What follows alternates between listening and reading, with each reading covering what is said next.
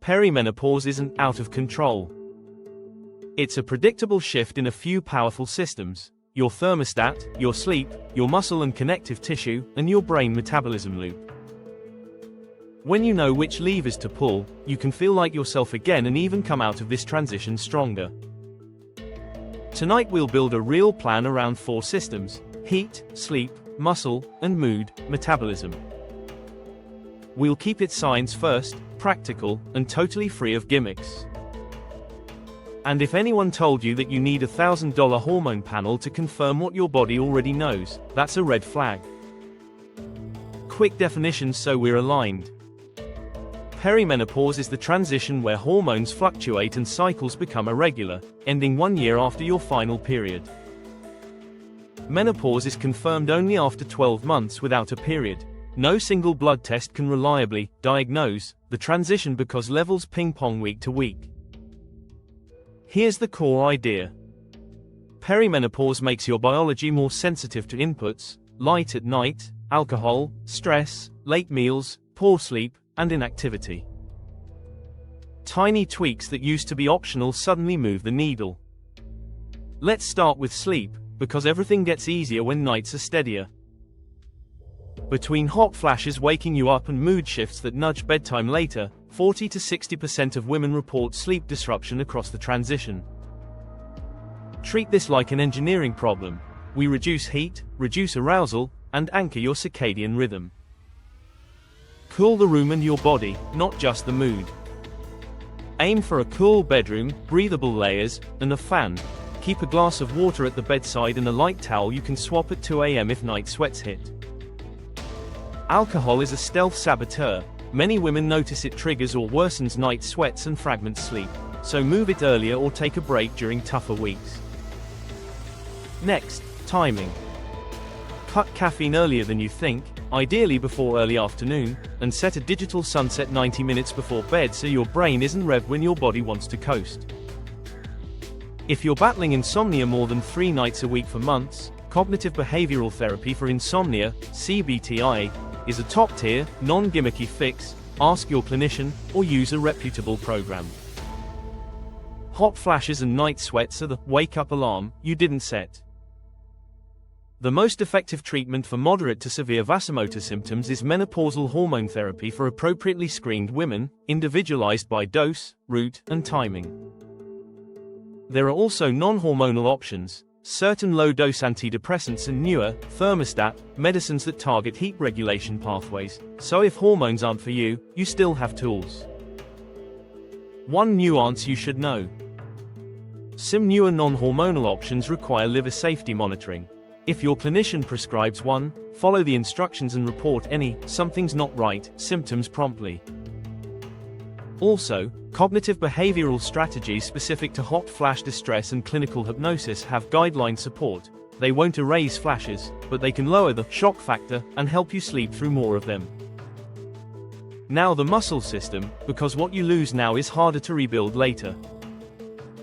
Even if the scale barely moves, body composition often shifts toward more central fat and less lean mass during the transition. That combination raises cardiometabolic risk and makes everything, from getting off the floor to staying sharp, feel a little harder. So strength becomes non-negotiable. Your minimum effective dose is 2 days a week of full body resistance training, building toward 3. Cover a squat or hinge, a push, a pull, and something single leg or a loaded carry. Think leg press or goblet squat, hip hinge or deadlift variation, presses or push-ups, rows or pull-downs, then step-ups or suitcase carries. Progress slowly but consistently. Add a little weight or a few reps every 1 to 2 weeks, and keep a log so your future self doesn't have to guess. Your tendons love slow eccentrics and tempo work. Your bones love impact and loading. This is prevention, not performance cosplay. Protein is the scaffolding that lets training take. Most active midlife women do better above the old RDA. Aim for roughly 1.0 to 1.2 grams per kilogram of body weight per day, and distribute it across meals so you hit a muscle building threshold. Think 25 to 40 grams per meal. If appetite is inconsistent, Greek yogurt, eggs, cottage cheese, tofu, tempeh, beans with whole grains, and a simple whey or plant protein smoothie can bridge the gap. Creatine is the one ergogenic most women aren't using but could consider.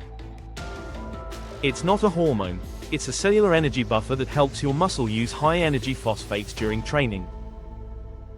If you're lifting, a standard 3 to 5 grams of creatine monohydrate daily is reasonable for many, though always loop in your clinician if you have kidney issues or questions. Let's talk mood, because the brain rides shotgun on everything else. Perimenopause raises the odds of mood symptoms, especially if you've had them before, and poor sleep turns the volume up further. Treat it like any other health domain: early, proactive, and multifaceted. Start with the sleep fixes you just heard. That alone can reduce daytime anxiety and irritability. Build a simple movement floor, 150 minutes a week of cardio plus strength days. Even short, consistent sessions improve mood chemistry and stress tolerance. If sadness, panic, or anger is persistent or impairing, that's a reason to act, not a test of willpower, so involve your clinician sooner rather than later. Daylight is a legal performance enhancer for your brain. Get outside within an hour of waking for 10 to 20 minutes. This helps anchor your circadian rhythm, nudges cortisol timing earlier, and steadies evening melatonin. Social lift matters too. Regular walks or workouts with a friend hit mood, movement, and accountability in one shot. Now metabolism, where "my metabolism is broken" is usually code for "my daily burn and body comp shifted." Sleep loss, stress, and less spontaneous activity quietly pull down your physical activity energy expenditure, while hormonal changes redirect more fat centrally. The fix is not punishment, it's a higher signal routine. Give yourself a steps floor, 7,000 to 10,000 most days, with a bias toward hills and stairs. Layer Zone 2 cardio 2 to 3 times a week for 30 to 45 minutes to improve mitochondrial efficiency, and sprinkle in short bursts of higher intensity if cleared by your clinician.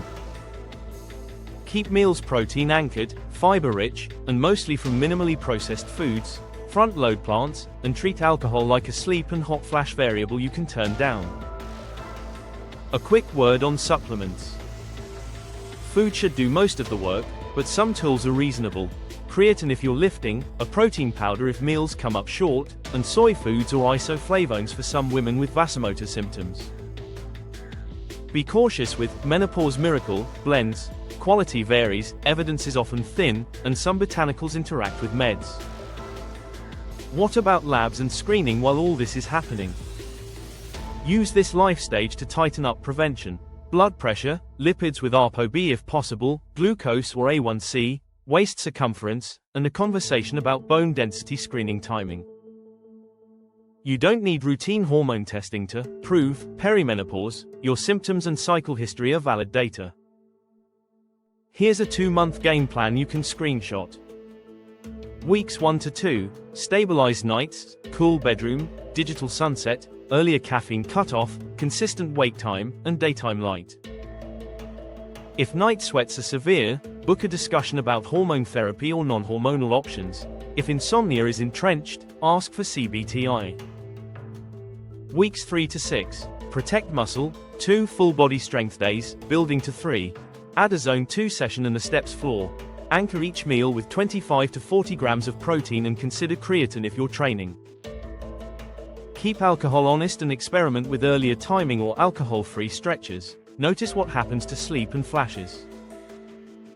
Weeks 7 to 8, nudge intensity. Add a short interval finisher once a week if cleared, like 4 times 1 minute, comfortably hard, with easy recoveries, log mood, sleep, and strength PRs so you see progress beyond the scale. Red flags that deserve prompt evaluation. Heavy or prolonged bleeding, bleeding after sex, new severe pelvic pain, unexplained weight loss, severe or escalating depression or anxiety, or symptoms that feel off pattern for you. This is a season, not a diagnosis, and you deserve care, not dismissals.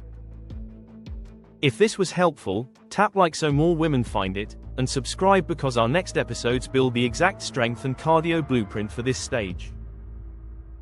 Check the description for our week-by-week book, plus a curated set of sleep, light, and training tools we trust. And tell us below which lever you're pulling first: nighttime cool down, strength twice a week, protein at breakfast, or a morning light walk. Perimenopause changes the rules, but it doesn't change your potential. Support the right systems, and the next decade can be your strongest yet. Let's build it, one great night and one great session at a time. Thanks for watching. See you in the next video.